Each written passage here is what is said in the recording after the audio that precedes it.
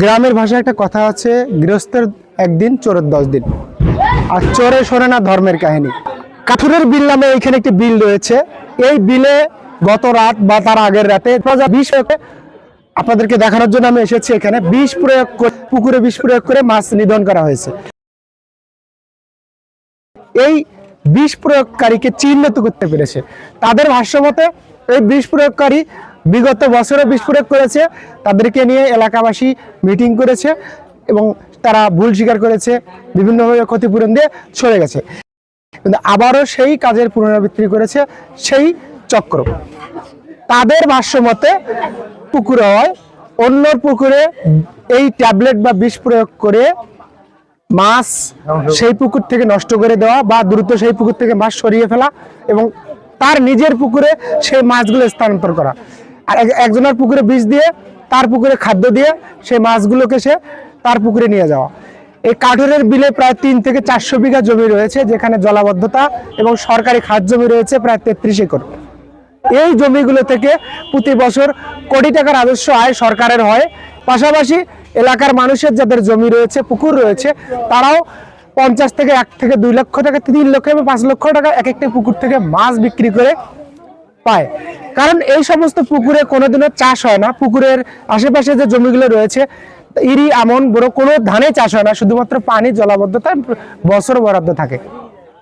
এরপরে এই জমিগুলোতে এই যে ক্ষতিগুলো হয়, ধান হয় না, কোনো শস্য হয় না, সেক্ষেত্রে মাছের চাষ করে এই যে পুকুরে চাষিরা রয়েছে তাদের কথা যে আমরা শুধুমাত্র এই মাছ চাষ করে এই জমিগুলো থেকে কিছু টাকা পাই, সেই টাকা সেই মাছগুলোকে মেরে দিচ্ছে কোনো একটি সংঘবদ্ধ চক্র। আমি খাওয়া চলাই, কাঠের খাওয়া। আমাকে পরশুদিন যখন বললো যে আমাকে যে খাওয়া বাধ্য করিস না, তা বললাম আজ যেহেতু এত এত এত তো নেটে বদ্ধ, আমি তো করে আজ এছাড়া যখন পরে এত তো বদ্ধ করি না, আমাকে আমি আজ গাড়ির চাল দেবো, এটা বললো। তখন আমি বললাম কে আজ এত চাল জাল দিস না, আজ বেশ তো ঠিকই, তা আমি তো জাল দিয়েও নাও নিয়ে যাই, আজ ব্যাপার কি ওষুধ দেওয়ার জন্য মানে এটা এটি হ্যাঁ আছে। আমার নাম সাদা মিয়া, আমার বাড়ি বটের ভিটে। আর কাঠিরত আমাদের 3 বিঘে 4 বিঘে জমিন আছে, সেখানে একটা পুকুর আছে। পুকুরিটা আমার 2 লাখ 3 লাখ টাকা ওই টাকা হয়। এই পেতে পারে এই ভাব করে মাছ দেয়, বুঝছেন। আমি মিটিং ডাকিয়া দেওয়ানি ডাকাছি, ডাকে মিটিং করছে, জমিনে আর করবেন নেই। ফির এবারও এই দিছে বিষ, বুঝছেন। এই নাজির আর হলো নাজিম, এরা 2 ভাইয়ে দিছে। অসিত মিয়ার বেটা, এরা অসিতের বেটা। আচ্ছা, বিষটা কেন দিল আপনাকে সেটা একটু বলেন। মাছ দেওয়ার জন্য। এখন আমার পেছনে একটা পাগার আছে, ওটা মাছগুলো সম্পূর্ণ যায় সাথে পাগার, বুঝছেন। এটা পেতেবারে দেয়, ও মাছ যায়। আর দেওয়ানি আমরা ডাকাই, এখন দেওয়ানিরে এবার কিরে কারায় পেতেবারে কয় আর দিবে নেই, এবার থাকি আর আমরা দেবো না।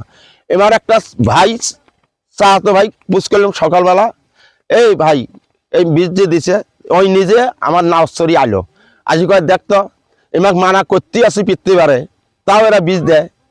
এখন কি করা যায় আমাক? এখন ভাই তোর যেটা করার নাগে তুই সেটা কর, বুঝলি না।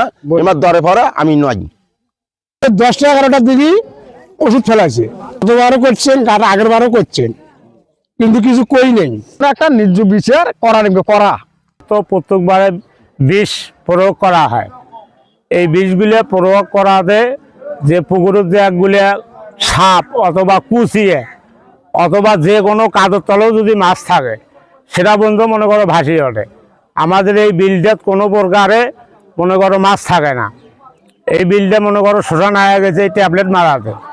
যা দেখি মাছ মরিয়ে পানির ভেতর ভাসি আছে, বক কিছু খাচ্ছে। তারপরে পানির তলে ওই খারের যন্ত্রণায় দেখা যায় না। তারপরে বেশ কিছু মাছ দেখলাম যা নিজে 2 বছর থাকি করে, আজকে 3 বছর হয়।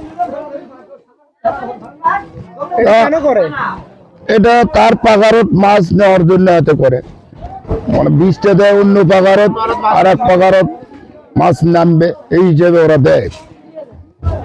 যে মাছ ওই পাগারত দেয় দেখি ওই পাগারত কোনো প্রকার বিষ টিস নাই, এমনকি মাছের একটাও মৃত্যু হয় নাই।